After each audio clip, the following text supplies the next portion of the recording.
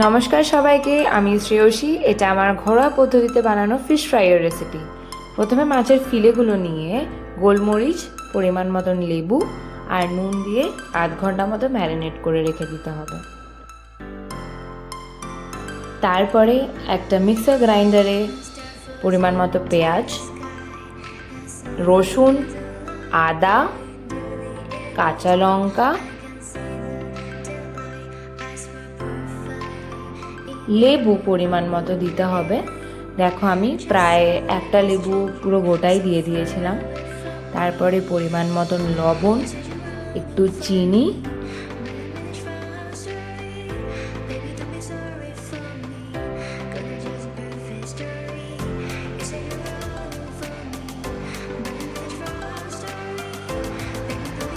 তারপর একটু সর্ষের তেল আর পরিমাণ মতো গরম মশলা দিয়ে দিতে হবে।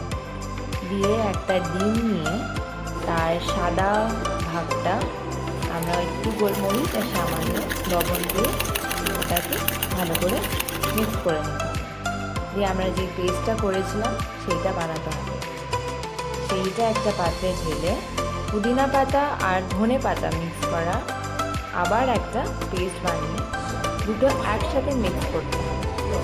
মানে পেঁয়াজের রসটা প্লাস ধনে পাতা পুদিনা পাতার মিক্সচারটা একসাথে মিক্স করে আমরা আস্তে আস্তে তার উপরে প্রত্যেকটা মাছ যাতে ভালোভাবে মিক্সচারের সাথে কভার হয় সেইভাবে ওর গায়ে লাগিয়ে রাখবো মিক্সচারটা।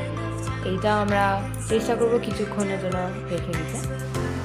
রেখে দেওয়ার আগে মনে করে এই যে আমরা white part of the egg নিয়েছিলাম সেটা ব্যাটারের সাথে মাখিয়ে নেব। দিয়ে আমরা এটাকে রেখে দেবো ফ্রিজারে, বা আপনি এমনিও রাখতে পারেন। এটা আমরা কিছুক্ষণের জন্য রেখে দেবো। ইন দ্য মিন টাইম আমরা আরও যা যা জিনিস লাগবে সেগুলো জোগাড় করতে পারি। ডিমের মধ্যে 4-5টা ডিম নিয়েছিলাম, তার মধ্যে আবার গোলমরিচ আর লবণ পরিমাণ মতো নিয়েছিলাম। তারপরে আমি পাশে একটা ব্রেড ক্রাম্বস নিয়েছিলাম। এগুলোই আমার এখন মেন ইনগ্রিডিয়েন্ট। তারপরে আমি আমার মাছটা বের করে একটু ময়দা, সামান্য একটু পরিমাণ মতো ময়দা আমি উপর দিয়ে ছড়িয়ে দিয়েছিলাম, যাতে কি হয় ব্যাটারটা একটু ঠিক হয়।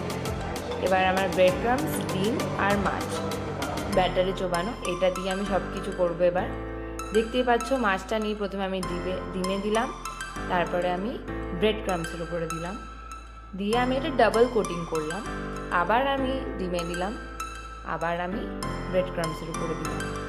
এভাবে ডাবল কোটিং হওয়ার পর আমি সুন্দর করে যতটা পেরেছি একটা প্লেটের মধ্যে সবকটা পিস আমি সাজিয়ে রেখে দিয়েছিলাম। এরকমভাবে করলে শেপটা ঠিক থাকে। প্লাস আরেকটা ওয়ে আছে, তোমার ছুরি দিয়ে মাঝখানে সাইজ করে তোমাদের আমি দেখাবো। সেইটা আস্তে আস্তে করে আমি তেলে দিয়ে দিচ্ছিলাম। দিয়ে আমার মনে হলো এইভাবে একটু সাইজ করে নেওয়া যেতে পারে, এভাবে তোমাদের বলছিলাম।